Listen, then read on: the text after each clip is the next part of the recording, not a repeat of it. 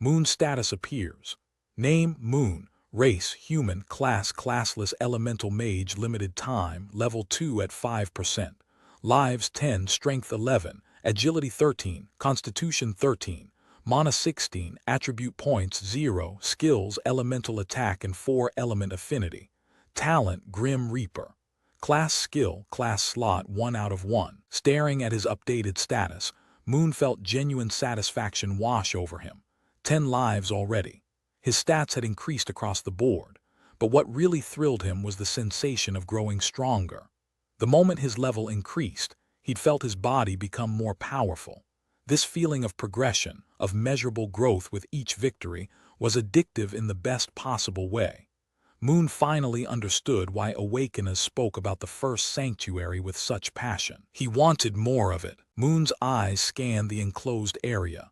Several sheepdogs grazed nearby, unaware or unconcerned with the deaths of their companions. Their level 1 status made them perfect targets for grinding experience. He had limited time in this training ground. 2 hours total, and he'd already used a portion of that. He couldn't afford to wait for them to notice him. Moon approached the nearest sheepdog, water already gathering in his raised palm. The creature looked up from its grazing, eyes meeting his. Before it could react, before it could lower its horns or prepare to charge, Moon released his attack. The water ball struck it cleanly in the side.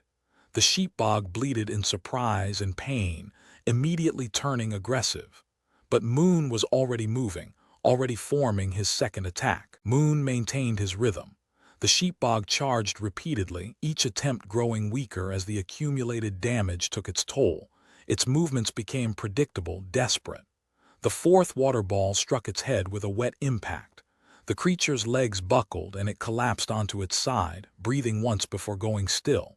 Moon thought, it died quicker this time. The attribute gains are not to scoff at. A notification appeared telling Moon that he had killed a level 1 sheepdog and gained 5 lives. Additional text appeared below it. It showed elemental attack, rank common, proficiency 5%. The details said he was able to conjure an elemental attack using mana and his affinity towards the element, with 5% extra damage. Moon paused, reading the information carefully. His proficiency had increased by 5%. This resulted in an additional 5% extra damage. It wasn't massive, but it was noticeable. More importantly, it proved something crucial. Skills could grow stronger through repeated use. The more he practiced, the more he fought, the more powerful his abilities would become. And if skills could improve while he had them mirrored, what would happen if he managed to comprehend them fully and make them permanent? Would they retain their proficiency level? Would he have to start from scratch? Could he continue developing a skill indefinitely once it became truly his? These were questions for later. Right now, he needed to maximize every second of his remaining time in the training ground. Moon turned his attention to another sheepdog grazing about 10 meters away. Water was already gathering in his palm before he'd fully committed to the target. The process felt smoother now. The mana responded to his intent with less resistance, and the compression happened almost automatically. The skill improvement wasn't just numbers on a screen. He could feel the difference in how the mana flowed through the pathways his copied class provided. 15 lives total now. He was accumulating resources at 5 times the rate of normal Awakeners, and none of them would ever know. This power, this anomaly that the system had granted him, was his secret, his advantage. The world had branded him a Null. Those he knew had laughed at him, had abandoned him at his lowest point. He released the water ball. It shot forward with slightly more force than his previous attempts, the increased proficiency already evident. The attack struck the sheepdog squarely in the head, and the creature bellowed in pain and rage. Moon was already moving, preparing his next strike, settling into the rhythm that was becoming second nature. Once the 2 hours passed, the tokens they'd been given at the entrance began vibrating with increasing intensity. Workers stationed around the training grounds immediately called out for Moon's group to stop hunting. Your time is up. Start making your way out.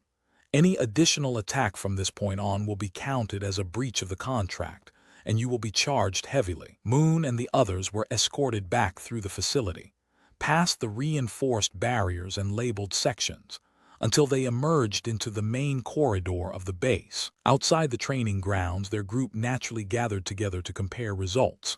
Level 3, Risaliyah announced proudly, practically glowing with satisfaction. 75% toward Level 4, how about everyone else? Level 3, 67%, John said, flexing his arms experimentally. Level 3, 65%, Alara added. All eyes turned to Moon. Level 3, 15%, he said simply. Alara looked at Moon before asking, "Oh, you're a bit behind. Did something happen? Were the sheep bogs giving you trouble?" Moon shook his head. "No, nothing like that.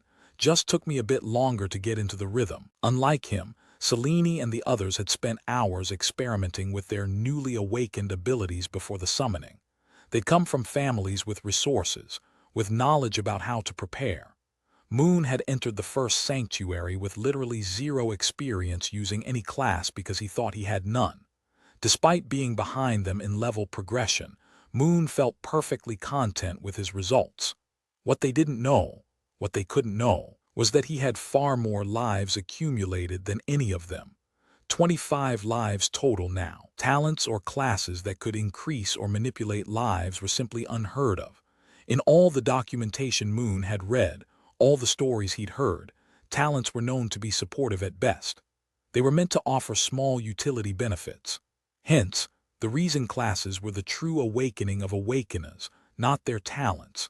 His talent was law-breaking by comparison, a 5 times multiplier on the fundamental resource of this world. If you enjoyed this chapter, make sure to like the video and subscribe to the channel so you don't miss the next chapter of the story.